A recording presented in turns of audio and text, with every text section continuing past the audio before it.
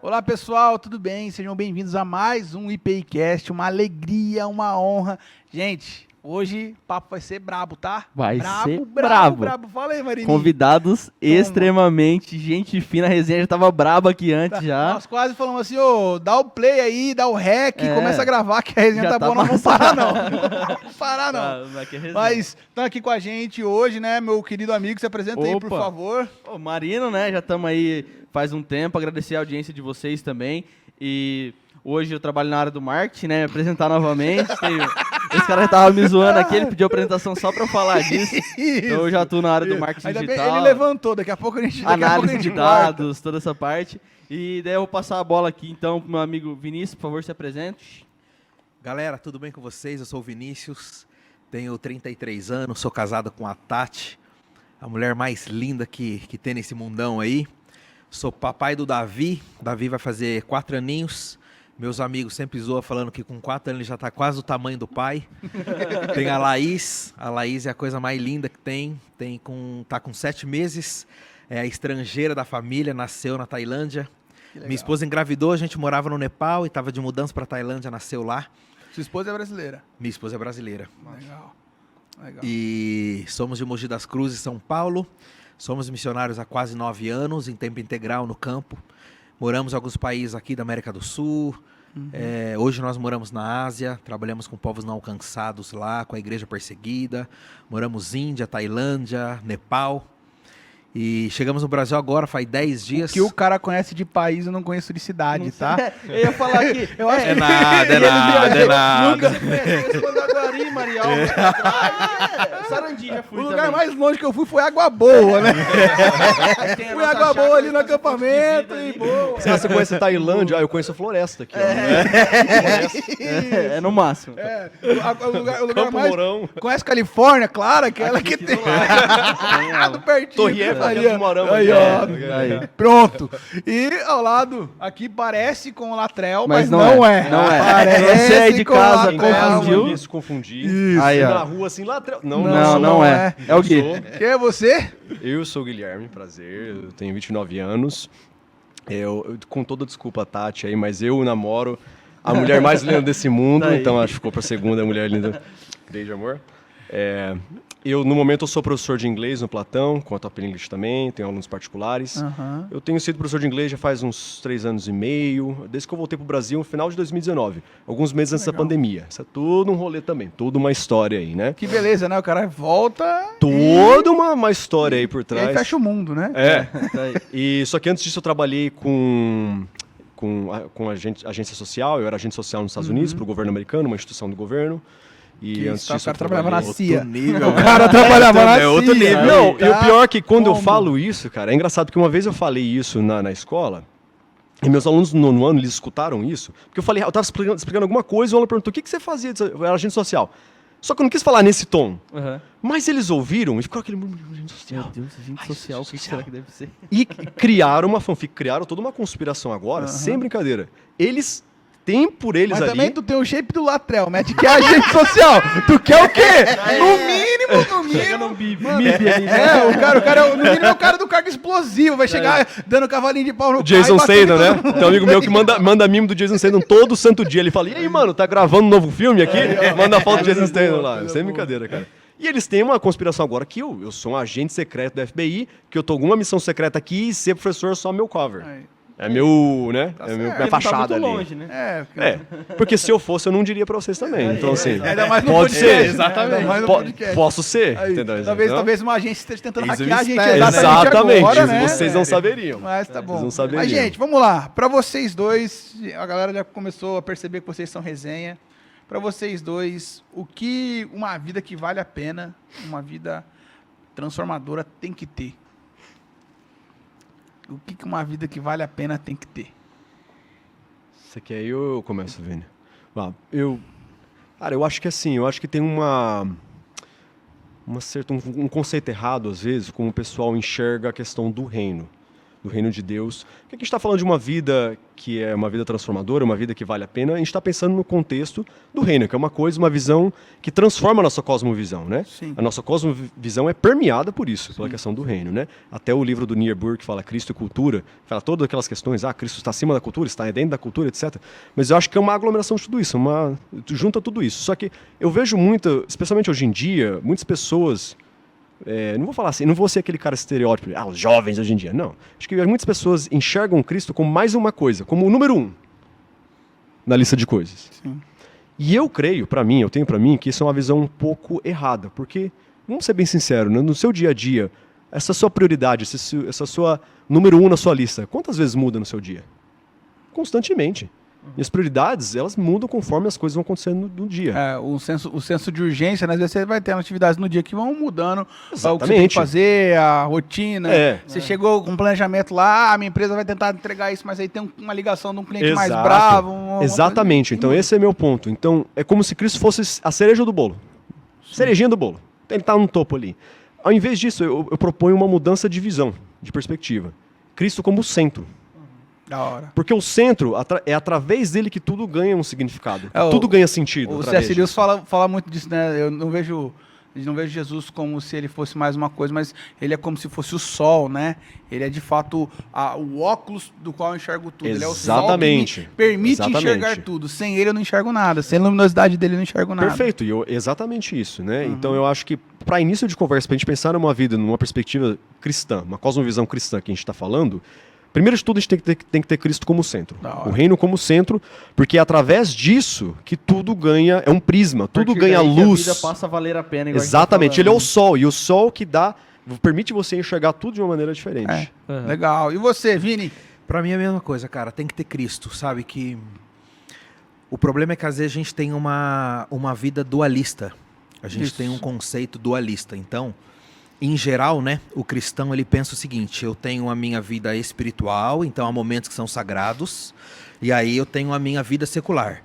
Então, quando eu estou num culto, é um momento sagrado. Quando eu estou no trabalho, na faculdade, na escola, aí é o meu momento secular. E, na verdade, esse é um erro de mentalidade. Porque quando a gente fala que Cristo ele é o centro de tudo, significa que ele vai permear todas as áreas da minha vida, sabe? E eu trabalho com muçulmanos, eu faço esse paralelo, porque para os caras não tem esse dualismo. Alá é parte de tudo dos caras, sabe? O cara converge lá o tempo todo, né? É o tempo todo, cara. É o tempo todo. A coisa mais fácil que tem é você ter uma conversa espiritual com um muçulmano. Sim. Porque em 5 minutos de conversa ele vai falar de Alá um monte de vezes, cara. Porque isso permeia a vida dele. E às vezes no cristianismo não, cara. Não é igual a nossa cultura que a gente tenta separar o tempo todo. A gente separa. A gente tem momentos que são seculares mas e momentos que são... É isso aí pra você, por exemplo, porque o cara que vive a missão, né, e a gente já teve algumas vezes aqui no ministério, tal, na igreja, às vezes o cara que vive a missão, ele se coloca no patamar de que ele é mais espiritual do que o professor de inglês. E o cara que vive a missão, às vezes ele vem aqui, ele dá uma lajotada em nós. Porque eu me dediquei, eu renunciei, eu sou o hiper gospel de Jesus. Beleza, mano, glória a Deus, aleluia, faz seu corre. Mas, mano, como é que é para você, missionário, ter nessa mente? Isso é aplicável? Isso é, tipo, transmissível, né, no ensino, cara, nos espaços que você tem? Isso é tão aplicável que... essa mentalidade não foi gerada em mim no campo missionário. Eu costumo dizer que eu não nasci no campo missionário, sabe? Eu fui pro campo missionário, eu era adulto, cara. Então, assim, o cristão ele tem que entender que a nossa vida é pra glória de Deus. Sim. Então, tudo que eu vou fazer é pra glória de Deus, cara. Entendeu? Então, quando a gente fala de não ter essa mentalidade dualista, eu falava sobre isso quando eu estava na faculdade. Uma faculdade top de marketing, entendeu? Aí, ó, presencial, né? Por favor, presencial. Eu não sou como alguns aí que quer fazer o negócio. Dessa limone. Não muda. Falando disso. Não muda nada. Se vocês estão aí com essa choradeira, eu não me importo. Pô, mas ele até puxou um gancho que é legal, essa parte de dualidade. A gente tava conversando muito sobre líder de célula, que é a nossa igreja local, né? De pequenos grupos. Então, a gente tava falando de célula justamente isso. O quanto a gente acha ou tem esse sentimento de que a gente já faz muita coisa. E ver alguém que vem do campo missionário é muito legal, porque, pô, a gente tava conversando, pô, mas eu já sou envolvido em tudo. Por exemplo, segunda-feira tem contraste, que é o ministério aqui da igreja, na quarta eu lidero célula, no sábado eu tenho culto aqui, domingo eu tô no culto também, às vezes vem na tarde da esperança e tudo mais, tem toda a programação e, pô, eu sou envolvido com muita coisa. Nossa, como isso atrapalha a minha rotina, a minha agenda. Eu vejo a molecada falando muito disso. Eu falo, pô, então presta atenção no papo de alguém que vive isso. Porque quero o que a gente está fazendo aqui, que a gente não faz, a gente tenta separar integralmente mesmo, que está falando o tempo todo disso, está vivendo como centro, né? Então eu estava pensando aqui até numa outra realidade, como a que você vive lá perto dos muçulmanos e etc., o quanto você consegue chegar e viver isso realmente. Por quê? Do mesmo jeito que a gente separa aqui, você não tem que separar nos lugares que você consegue falar e etc., os momentos. Um dos bagulhos que eu acho mais da hora é como os muçulmanos já avançaram em algumas compreensões que a gente tá engateando demais, véio, a gente tá pra trás ainda. Que assim, os caras entenderam que se eles forem dedicados e forem referência, né, como professor de inglês, como médico, como psicólogo, eles vão ocupar lugares que as pessoas vão falar assim, mano, por favor, explica a razão da sua fé pra gente. E vai ter espaço, né? Independente Cara, eu vejo, tipo, eu assisti esses dias atrás o documentário do Malcolm X, e o Malcolm, velho, era muçulmano, e ele começou a falar, e aquilo ganhou uma notoriedade ao ponto das mesquitas serem muito respeitadas lá nos Estados Unidos onde ele estava. E eu olho assim e falo, cara, que coisa difícil, né? Porque o cara tinha um discurso de ódio, mas o discurso dele era tão bem estruturado que a coisa ganhou respeito. E às vezes a gente vai falar de Jesus, velho, e isso também me dá um negócio assim, mas não só de Jesus, mas às vezes a gente vai fazer algumas coisas na igreja e a gente faz numa mediocridade tão tosca. Tipo assim, a gente vai falar, vamos entregar um panfleto, entrega um panfleto mal feito, vamos fazer uma arte pro ministério, faz aquela arte do Paint, sei lá, velho, faz uns negócios, aí fala assim, meu irmão, tu não entendeu nada, velho. Tipo, entendeu a entrega, né? Malcolm X, 60 anos atrás, já acertou e abdicando tá aí, de tudo e tu tá aí, tá E ligado? nós temos uma referência também cristã, que é o Dr. Martin Luther King Jr. Sim. Sim. É uma outra referência. Sim. Né? Mas essa questão da mentalidade e dualista... como o King entendeu isso, né? Porque o King, não sei se vocês já tiveram acesso às obras dele, mano, que gostoso que é ler uma obra bem escrita, de um cara profundo, que conversa e dialoga e um cara que vivia poesia, o que pregava. Poesia. Não era só um demagogo. Não era um demagogo. Né?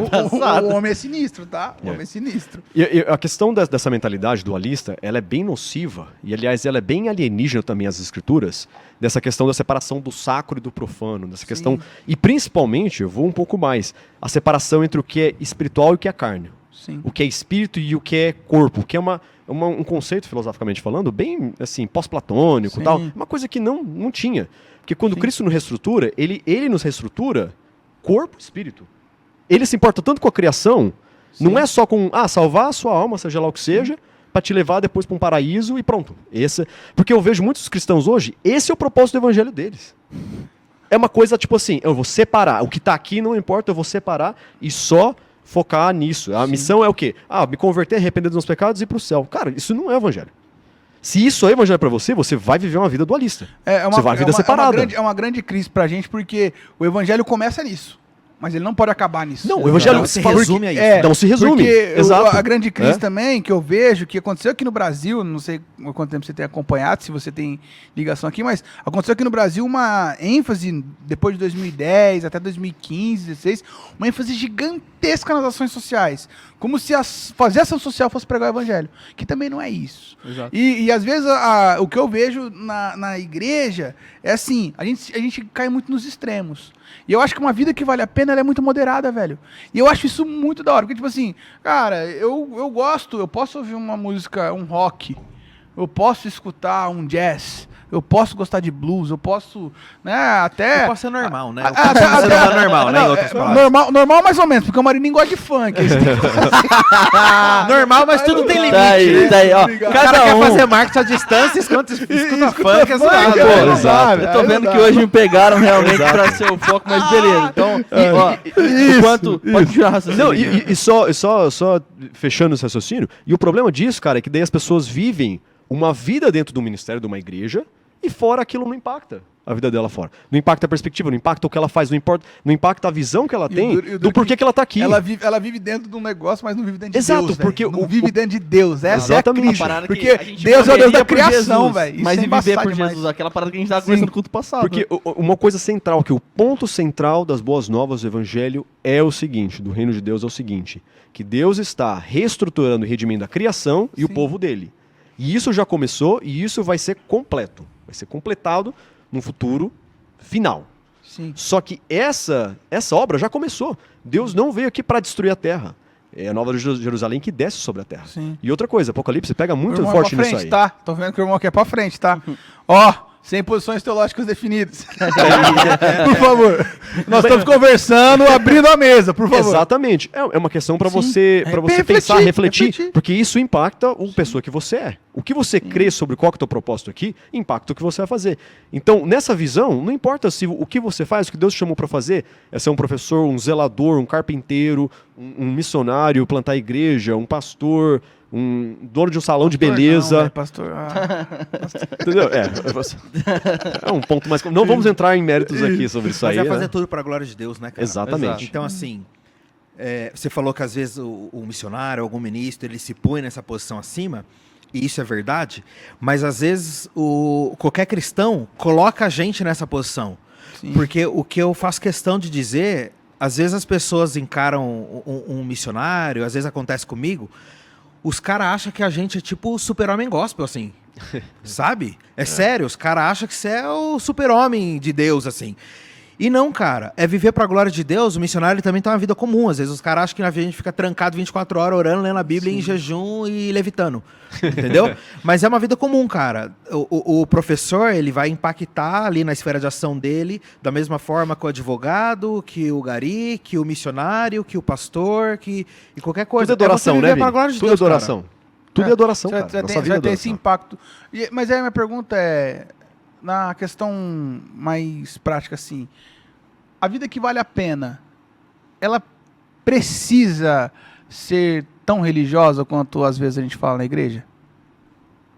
É porque a gente tem essa ótica de um pouco diferente, né? Sim e não. Tá. Sim e não. Ela precisa ser espiritual, mas ela não precisa ser espiritualista. Tá. O que eu quero dizer com isso? Ela precisa ser espiritual porque nós nascemos de novo e nós somos espirituais. Sim. Entendeu? Agora, a gente não precisa ser espiritualista no sentido negativo de ser muito espiritual. O cara religioso, e ele é cheio de dogmas, e aí ele faz separação de que eu não posso fazer tal coisa, eu não posso ir na festa de aniversário do sobrinho, porque o parente que está lá fuma cigarro. Então, a gente é muito religioso nessas coisas. E aí a gente quer ser o crentão do negócio. Entendeu? Então, sim, é espiritual, porque para aquele que nasceu de novo, tudo é espiritual, porque é tudo para a glória de Deus, cara. Mas falar pra você que comer um bolinho bem feito, mano do céu, não tem, é espiritual demais. Para alguns Jesus é o pão que caiu do céu, para mim Jesus é um bolinho, mano. Mas o propósito da criação, Deus te colocou aqui para você aproveitar a vida. É um reflexo do amor triuno.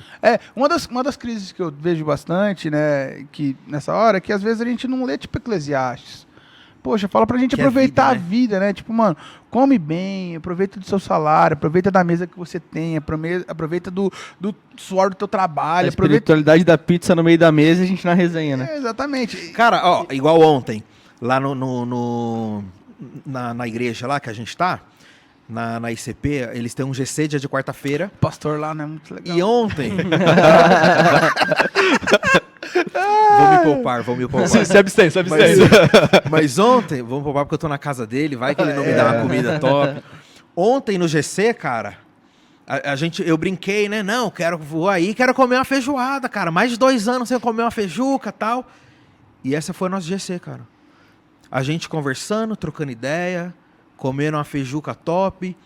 E aí depois tivemos uma conversa, falamos sobre missões, tanto transcultural quanto a nossa vocação aqui. A minha pergunta entende? também para vocês, já que mais pro Gui, ele é provocador aí, provocou toda essa compreensão louco, mais integral aí. Gostei, nosso lateral gospel. Não, mas você não acha também que às vezes a gente traveste esse discurso de integralidade da missão com um toque liberal? Porque daí tem uma molecada safada, tá? Eu não ligo de falar, não. Então, uma molecada safada que, em nome disso, em nome de uma vida que é toda para a glória de Deus, etc., e usa esse tipo de argumento que, teologicamente, tem muita piedade envolvida. Cara, a galera zoa Calvino, cara, Calvino jejuava à noite para estudar a Bíblia, velho. Então, o cara se preparava por inteiro para ir ler a Bíblia e estudar. E o cara foi um dos primeiros a estudar esse tipo de coisa.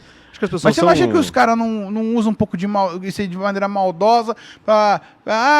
mas tudo é pra glória de Deus. Tipo assim, mano, tô precisando lá socorrer uns moleques lá, carregar um sofá lá. Não posso, eu tenho que... Tipo, eu não tô correndo atrás de uma coisa, o moleque não aparece mais na igreja. Não, eu não preciso estar na igreja, tudo é pra glória de Deus. Às vezes, safado, e outra coisa, só um ponto antes que... Aí vai muito assim da questão do... Novamente, do como o indivíduo se vê e qual que é o propósito dele. Tá. Qual que é a intenção dele. Mas uma coisa muito importante também é que eu acho que as pessoas às vezes não entendem que Deus trabalha com estágios na sua vida. Deus não pula estágios. E a vida, vamos pegar, por exemplo, a vida de Moisés.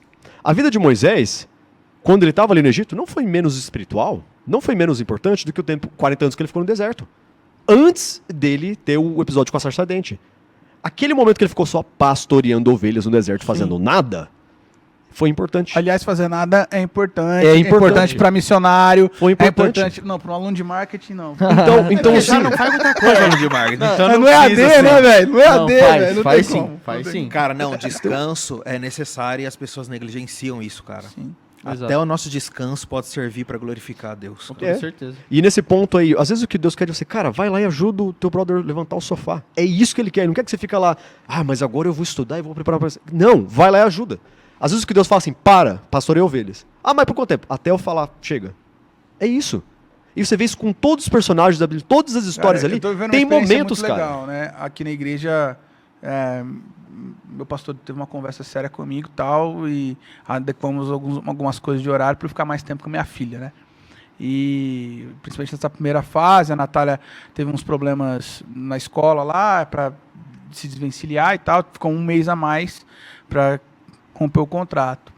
E aí um dos meninos mais críticos aqui do ministério conosco, ele chegou para mim, ele vai na minha casa para ser discipulado.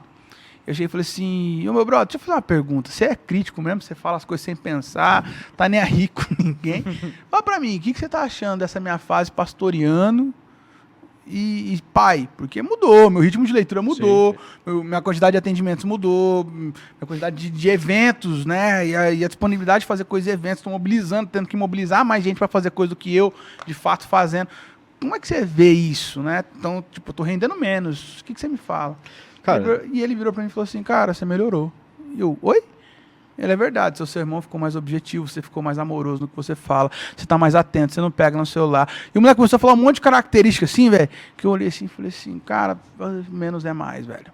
Menos é mais. Uma vida que vale a pena. E é muito espiritual isso, né? Você gastar um tempo com a sua família sem fazer nada, às vezes. Assistir filme, trocar ideia, dar risada. Sentado junto, só ali na pegar risada, neném no cara. colo e jogar pra cima. Pegar bebê no colo e jogar pra cima. A gente já começou a alfabetizar o Davi, né? Vai fazer 4 anos em agosto. Quantas línguas? Não, começamos em português. Tá aí. Ufa, tá aí. A gente vai começar a aprender nossa quarta agora. Mas começamos a alfabetizar em português e alguns joguinhos assim, sabe? Uhum. E aí tem um dado, cara, que aí você joga e a letra que cair, você tem que pronunciar, fazer o som da letra, falar o nome da letra, falar uma palavra com a letra. E, cara, e a gente fica com a Laís no colo, 7 meses hoje, joga o dado, é uma gritaria, porque todo mundo quer jogar o dado e dar risada, e faz um som engraçado, e tem que gritar. Cara, como isso é saudável, cara. E como Deus é glorificado nisso, como isso é espiritual, cara. E como é legal, Sim. porque daí a gente começa a realinhar prioridades, né, velho? Porque daí você fala assim, poxa, se salvar a minha esposa, se minha esposa estiver feliz, meus filhos forem salvos, cara, eu tô feliz demais, né? Aquele discurso de mestre rabínico que a gente nunca entende. Quando eu era novo, queria mudar o mundo. Fiquei adulto, quis mudar a mim mesmo, né? E agora, velho, tá bom, se eu mudar a mim mesmo, tá bom. Mas é o que eu falo, eu amo as nações, eu sou suspeito para falar de missões, cara, essa é minha vida. Mas, de fato, eu quero alcançar os perdidos, quero alcançar as nações, mas eu não troco nenhuma nação pela minha família, cara. E eu ia puxar um gancho justamente disso, Vini, que eu tava pensando, porque eu já acompanhei também um casal de missionários onde eu já dava aula particular de matemática, por exemplo. Eu ajudava nessa parte, né, de conteúdo e etc. Eu sabia que era muito difícil, porque tinha muitas mudanças, uma língua, outra. Como que é esse processo para vocês, com seus filhos ali o tempo todo junto? E isso, porque acaba sendo uma renúncia também, né? Você já comentou disso um pouquinho mais no início. O quanto isso, para você como pai, sente na vida deles, isso afetando mesmo e falando, poxa, eu tô renunciando aqui, é pelo evangelho, é por Jesus, mas eu vejo meus filhos sendo prejudicados, de certa forma, em alguns pontos. Pedagogicamente, cognitivamente. Exato. A gente vê isso no Davi, cara, porque assim, o Davi todo dia tem contato, no mínimo, com 3 idiomas. Então é sempre com português, inglês e um idioma local. Então quando a gente tá no Nepal, ele vê português, inglês, nepali, português, inglês, hindi, português, inglês e thai. E isso acaba prejudicando um pouco o desenvolvimento dele na fala, sabe? E eles, lá na Ásia, eles conversam com a criança no idioma local, não estão nem aí se entende. E aí o Davi começa a aprender um pouco do idioma local, ao mesmo tempo do inglês, ao mesmo tempo em português. E tem palavra assim que o Davi não sabe em português. Tipo assim, gato, ele só fala cat, ele não fala em português. E já teve vez que um local falou com ele respondeu em nepali. Sabe? Mas, em geral, isso atrapalha um pouco a fala dele em português. Entendi. Sabe? E quando ele acaba se apegando a um amiguinho, a gente muda de país. E aí ele se apega e ele se muda de país. Sabe? E, por exemplo, quando a gente vai para outro país, ele se apega muito à minha família. Agora que a gente chegou, a gente só ficou 1 semana em São Paulo e já veio para cá. E ele fica o caminho todo falando da minha mãe, e falando do titio, e falando... Mas, assim, é o que você falou, cara, é pela vocação, assim, vale a pena, sabe, cara? Vale a pena. Você traria uma máxima de que uma vida que vale a pena tem noção das renúncias? Com certeza. Uma vida que vale a pena é uma vida para a glória de Deus, sabe? E viver para a glória de Deus é uma vida de renúncias. A gente vai renunciar à nossa vontade, vai renunciar... Renúncia integral. É uma renúncia integral, cara. Em todos os sentidos, para a nossa vida, para a vida dele, entendeu? Mas o meu resumo é esse, uma vida para glória, uma vida que vale a pena é uma vida para a glória de Deus, e uma vida para a glória de Deus exige renúncias, cara. Para todo cristão, não só para o missionário, para todo cristão vai exigir uma renúncia, cara. Gui, agora fala pra gente como é que é viver uma vida que vale a pena na sala de aula com um moleque riquinho. Pô... Aí você me pegou, velho. E uma coisa importante, só para não perder o pensamento, uma coisa que eu estava pensando aqui, é que eu acho que às vezes a gente tem, por a gente ver num mundo ocidental que é muito proativo, que te incentiva muito a ser uma pessoa com visão trabalhista, de fazer acontecer, de go get it, né? Toda essa questão assim. Né? Às vezes a gente confunde um pouco as coisas. O evangelho não é sobre você fazer coisas, é sobre transformar pessoas. Sim. Esse é o ponto principal. Deus quer que você estude marketing, que você trabalhe com isso, para transformar você. Não é para fazer. Deus não tem problema em fazer coisas. Agora Deus não precisa de você para fazer coisas. Fala, Deus. Exatamente. Deus precisa de você num ambiente eclesiástico para transformar você e para transformar pessoas ao seu redor. Sim. Mas para transformar pessoas ao seu redor, ele tem que transformar você primeiro. Sim. Ele me usa numa sala de aula, nesse momento, pode ser que em outro momento ele me use para outra coisa, como ele já fez. Sim. Mas eu me renuncio a isso, porque Cristo é meu centro. Independente do que ele quer que eu faça, Mas ele quer me transformar. Mas essa sensibilidade é uma coisa muito difícil também, porque é uma vida que vale a pena, ela não tem necessariamente o mesmo caminho para sempre, né? Não. E isso é uma coisa que a gente... De jeito nenhum. Às vezes a gente não consegue entender que, eu tenho essa vocação, beleza, mas Deus tem planos, e planos têm tempo e propósitos, e não é isso daqui dos 18 aos 70. É por isso Exato, que eu bato na exatamente. tecla de viver pra glória de Deus, cara. Porque assim, não é uma coisa específica que você faz, não tá ligado, por exemplo, a um lugar geográfico onde você vive. Sim. Pode mudar onde você mora, pode mudar o seu pode mudar a tarefa, né? Pode mudar a rotina. Pode mudar tudo, Ele é cara. transformador de dentro para fora, não de fora para dentro. Você não abraça como uma coisa a mais. Ele é uma planta, um grão de mostarda. que cresce ali dentro e cresce com a maior das árvores. Semente de trigo, né? Se não morrer, nunca vai... morrer? Então, às vezes, você é Davi no campo cantando salmos e apacentando ovelhas, outro dia você é o Davi guerreiro, outro dia você é o Davi rei, outro dia você é o Davi outra coisa. Fugitivo. Então, assim, a sua vida é uma constante metamorfose, mas é uma metamorfose à imagem de Cristo. Sim. Tem que ser essa metamorfose constante. Essa é uma vida que vale a pena. Tá. Voltando para a pergunta original, eu divaguei aqui. Sim. Como é que faz para fazer uma vida que vale a pena, cuidando de meninos mais abastados, que tem suas peculiaridades comportamentais, né? É um desafio. Peculiaridades. Gostei do termo utilizado. Eu chamava de pestinha, né? Mas eu sou um pouco mais simples. Mas você tá fazendo marketing ainda, você vai aprender. Cara, é um desafio e assim, acho que precisa de uma inteligência emocional muito grande. E essa questão, eu acho que ser professor não é você transmitir conhecimento, é você criar uma conexão. Tá. Primeiro de tudo, porque nós estamos vivendo na era do conhecimento, da informação. Sim. Ninguém aqui precisa de mim para aprender inglês. Você pode abrir um vídeo, abrir a internet hoje e aprender inglês por vontade própria. Eu sei que tem pessoas que fazem isso. Você pode. Em qualquer matéria. História, geografia, matemática, português, você pode. A internet te proporciona isso hoje. Tá? Então, o que é o mais importante? Quando eu aceitei esse desafio de ser professor, eu pensei, o que eu quero mais fazer aqui? Criar conexão. Quando você cria uma conexão com o ser humano, ele entende que o propósito da educação é criar pensamento crítico. É mudar o jeito de você ver o mundo. E isso vai mudar todas as esferas de como você encara tudo. Não só uma matéria especificamente. Sim. É fácil fazer isso no dia a dia, que nem você falou, com certos indivíduos que às vezes vivem em outra esfera de vida, ou uma certa falta de experiência de vida que inibe você de conseguir fazer essa conexão. É um desafio. E eu tenho que mudar minha estratégia constantemente. Todo dia é uma estratégia diferente que eu tenho que implementar para conseguir chegar nesse alvo. E eu tenho que ter muita sensibilidade em relação a isso. Então, às vezes, a estratégia é ser um pouco mais combativa, às vezes menos. Com a pessoa é ser mais assim, às vezes com o outro mais assado. Então, você tem que sentir muito isso, é uma questão de um improviso constante. Você entra numa sala de 40 adolescentes... O professor tem muito esse tato, né, cara, de saber como tratar cada tipo de aluno dentro da sala de aula para fazer isso. Você tem que ter. Porque tem muitos professores que são ótimos assuntos, são gênios, publicaram grandes coisas, são inteligentíssimos e não conseguem dar uma aula. Não conseguem interagir com outra pessoa. Não conseguem. Complicado. É um pecado. Mas aí falta o quê? Falta essa conexão. É complicado demais. Complicado demais. A educação é um tema que a gente sempre quer voltar aqui a conversar, mas é uma coisa muito complicada, porque você está falando de questões próprias da pessoa, do educador, do ambiente da família, que ele tá, como ele chegou, cara, é difícil. N coisas, mas... cara, não dá. É uma missão, assim, enorme, mas a minha missão ali é uma coisa. Se eu conseguir fazer aquilo bem, eu estou feliz. Eu já fiz, o evangelho já entrou ali, o reino já entrou ali no coração. É isso que eu preciso fazer, cara. Entendeu? E é engraçado, só tomando um pouquinho aqui assim, é engraçado porque eu fui de dois extremos. Porque lá nos Estados Unidos, o que eu fazia, e eu, aliás, amava muito que eu fazia isso, eu trabalhava na instituição do governo que pegava jovens do sistema... Né? Exatamente. Eu investigava aliens, Área 51, e dissecava os aliens lá, aliás, não. A gente pegava eles do sistema penitenciário, então eles vinham da cadeia, e eram jovens entre, assim, 10 e 18 anos, e eles eram divididos de acordo com o que tinha acontecido. Se foi por droga, se foi por questão comportamental, se foi tráfico sexual, se foi... As meninas eram separadas, um outro lugar ali. E eu trabalhava com rapazes que foram abusados e abusaram alguém. Chamava de maladaptivos sexuais. Sim.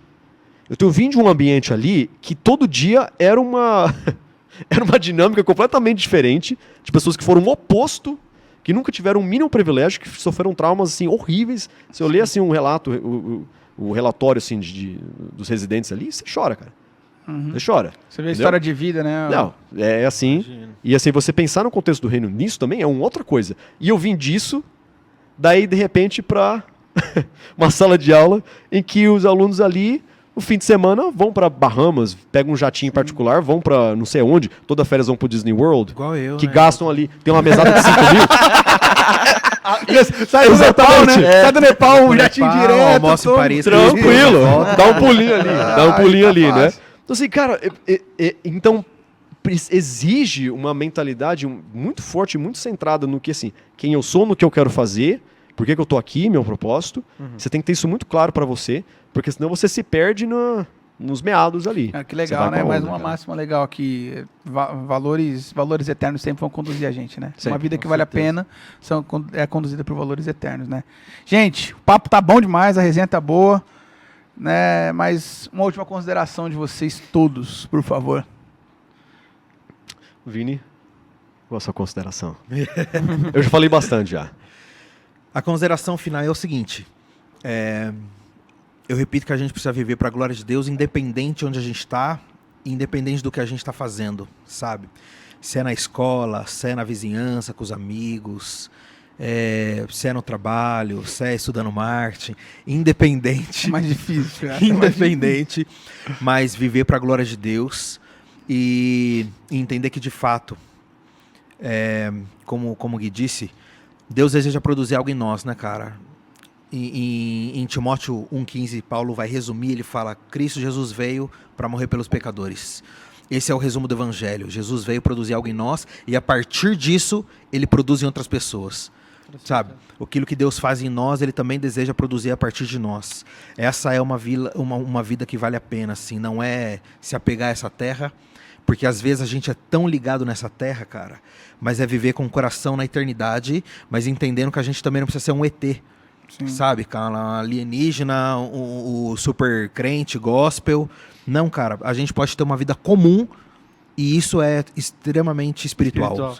Entendeu, cara? Comum, no seu trabalho, contando piada, assistindo filme, contando besteira pros seus amigos e dando risada junto e assim glorificando a Deus, cara. Essa é a vida que glorifica a Deus, que vale a pena. Gui? Com certeza, eu ouço aí que o Vini falou. Eu acho que é exatamente isso, que independente de quem você é, independente de onde você está, independente do que você quer fazer, suas habilidades, a sua personalidade, o seu campo ali, o seu campo de missão, né? Sua família, de onde você veio. Deus tem um plano para você dentro do reino. Ele te colocou, ele te tirou de uma história ali que você estava vivendo por você mesmo e te colocou dentro de uma história que já começou, que vai findar, e uma história gloriosa. Uma visão de redenção de tudo. Redenção de todos os povos e redenção da criação. Você faz parte disso. Você é um ator nessa peça principal. Então não tente fazer um papel que Deus não pediu para você fazer, cara. Não, ele quer te usar exatamente onde você está. Né? Exatamente. Você está onde você está por um propósito. Abrace isso, aceite isso. Não tente mudar quem você é. Continue crescendo, continue tendo Cristo como seu centro, sempre, porque isso vai te dar uma vida que tem propósito, que tem sucesso, que tem significado. E acho que isso é o mais importante para você ser bem-sucedido em tudo. Se você tem isso, você vai ser bem-sucedido independente de onde Deus te colocar. E o dia que Ele não te quiser mais onde você está, Ele vai te tirar. Só tem um coração sensível a isso, Ele vai te levar para onde Ele quer, para te transformar, para te fazer a imagem de Cristo. Só pra gente fechar nisso, cara, uns 15 anos atrás eu ouvi uma coisa e me impactou assim. Falando, imagina no último dia, Deus ele começa a chamar os seus filhos e Ele fala assim: Professor Guilherme, vem pra cá. E alguém começa a andar e falar: Senhor, não, mas eu não sou professor. Falou: professor Guilherme, vem pra cá. Falou: não, eu gastei a minha vida como um pastor. Deus falou: pois é, você quis gastar a sua vida, mas não foi para isso que eu te chamei. Eu te chamei para ser professor e impactar a vida de milhares de estudantes. Aí ele chama o outro: advogado João. Aí o João vem: não, senhor, mas eu não sou advogado. Eu sou de tal profissão. Não, mas eu chamei você para fazer justiça e ser um advogado, para glorificar o meu nome na advocacia. Aí ele chama: fulano de tal, e fala uma profissão. E aí o cara vem, você entendeu a dinâmica? E aí, cara, a gente começa a entender que não é mais espiritual viver no ministério, sabe? Você que é pastor ou missionário, e às vezes a gente tem como uma estima mais alta, mas, cara, a gente tem que glorificar Deus numa vida comum, seja lá para o que Deus nos chamou, cara. Sabe? E às vezes Deus vai chamar um cara para ser missionário, ele quer ser advogado. E às vezes Deus quer chamar o advogado, mas ele quer ser pastor local.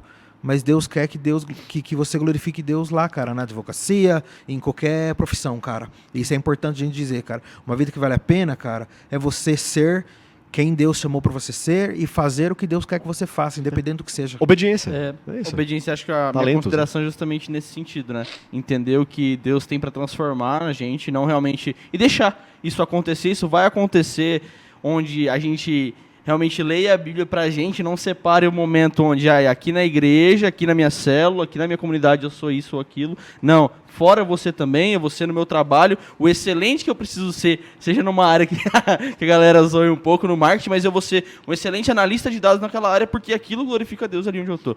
Então, acho que onde cada vez mais o evangelho fira a nós mesmos pra gente conseguir, assim, ser quebrado e transformado por Jesus. Eu acho que um resumo do que a gente conversou aqui, né? É engraçado que a gente fala resumo no final, né? Podia fazer o resumo no começo, né? Porque daí fica mais fácil pra galera assistir 30 segundos e já pular o próximo episódio. Mas tá bom, o resumo do que a gente conversou aqui é que uma vida que vale a pena vai passar por renúncias, uma vida que vale a pena tem um propósito definido, uma vida que vale a pena entende que precisa estar sensível a Deus, que Deus é o agente da história, e uma vida que vale a pena, eu acho que ela tem questão de obediência, né? Jesus, ele chama os seus discípulos, ele dá muito crédito para os seus discípulos, ele dá muito amor para os seus discípulos. Os discípulos são muito especiais na história e no empreendimento que Jesus inaugurou, que é a igreja e o reino dele, mas ao mesmo tempo Jesus fala, quem quiser vir após mim, negue-se a si mesmo, tome a sua cruz e siga. Então tem renúncia, tem obediência, e o tempo todo Jesus fica falando lá no Sermão da Montanha, né, assim, tem que obedecer à lei, tem que obedecer à lei. Então é uma graça gigantesca seguir Jesus, mas ao mesmo tempo tem uma obediência e renúncia total. Gente, que papo gostoso. Obrigado pela companhia de vocês. Obrigado. Tá bom? Convite aí. Obrigado. Vamos repetir outras vezes. Quando estiver no Brasil, tem casa aqui, vamos tomar café. Né? Não precisa ficar lá com aquele pastor lá. Isso, as más companhias, tá ligado? Né? Tá na Bíblia. Mas, gente, Deus abençoe vocês. Muito obrigado pela companhia. Deus abençoe. Até a próxima, viu? Até mais. Tchau. Tchau, pessoal.